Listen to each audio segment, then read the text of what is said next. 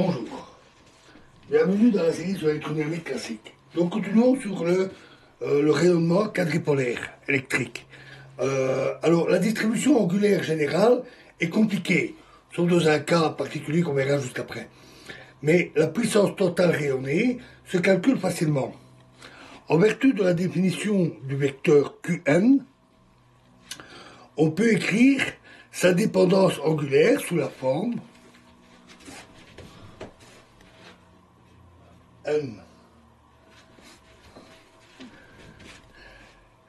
N croix Qn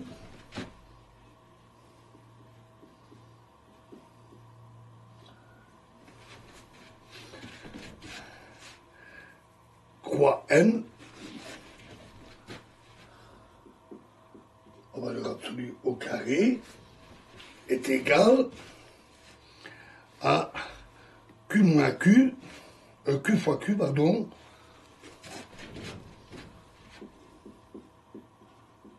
moins Qn en valeur absolue, M Qn au carré,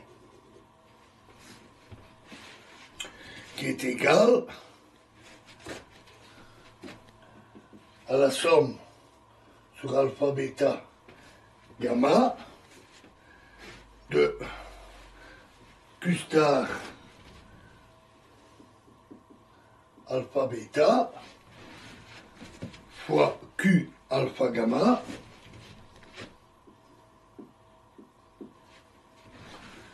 fois N gamma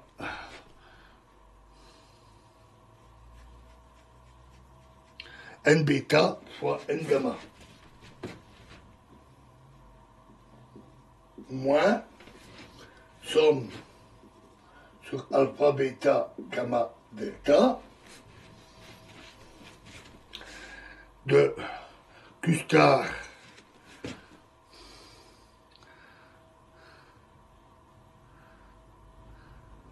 de alpha bêta Q gamma delta fois N alpha N bêta N gamma et N delta. Alors, le calcul des deux intégrales angulaires dont nous avons besoin est immédiat. L'intégrale de N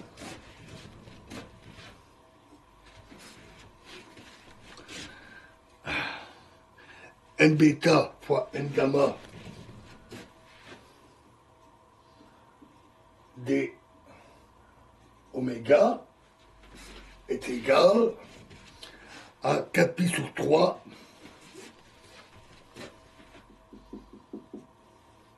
delta bêta gamma. Et l'intégrale de N alpha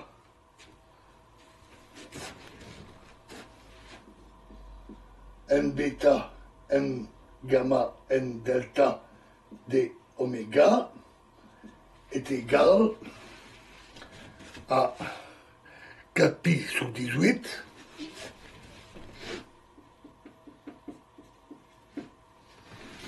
fois delta alpha bêta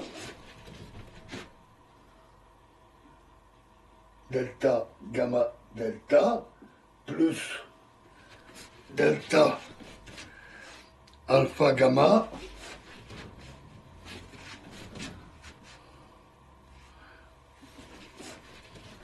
alpha gamma delta bêta delta plus delta alpha delta delta bêta gamma. On trouve donc que l'intégrale de NQN, N croix QN, croix m carré d oméga est égal à 4pi fois 1/3 somme alpha bêta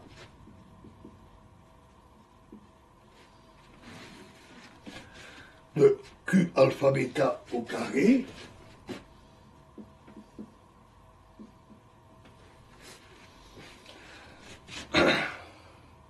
moins 1/15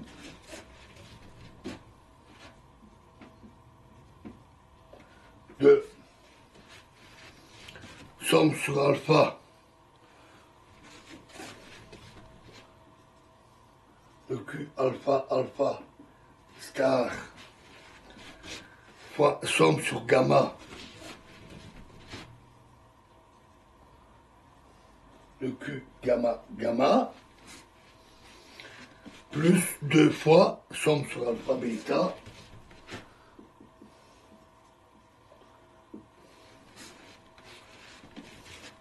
de Q alpha bêta au carré.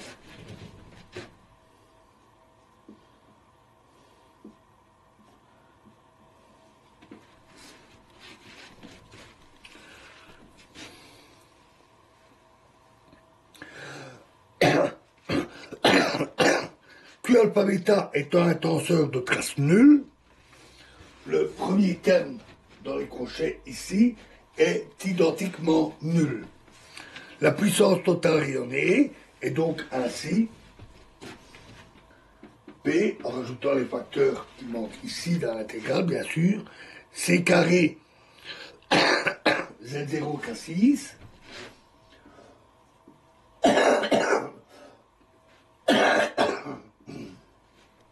sur 1440 pi fois la somme sur alpha bêta de Q alpha bêta au carré. Résultat final relativement simple. Donc pour des moments quadripolaires, pour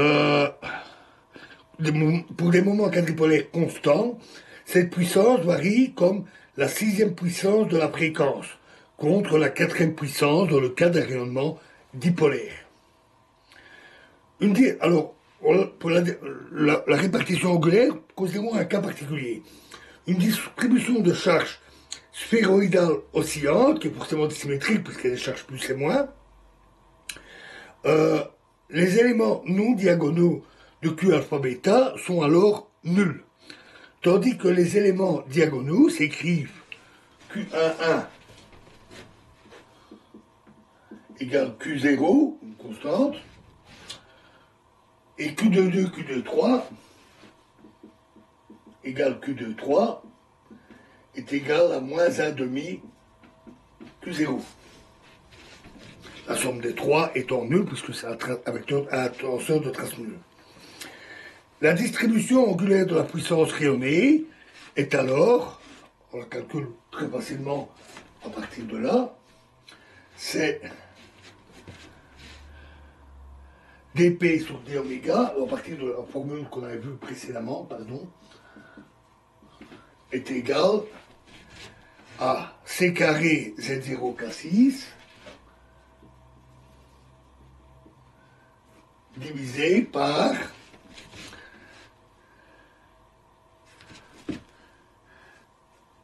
(514) pi carré fois sinus carré θ fois cosinus carré θ. On obtient une forme comme ceci.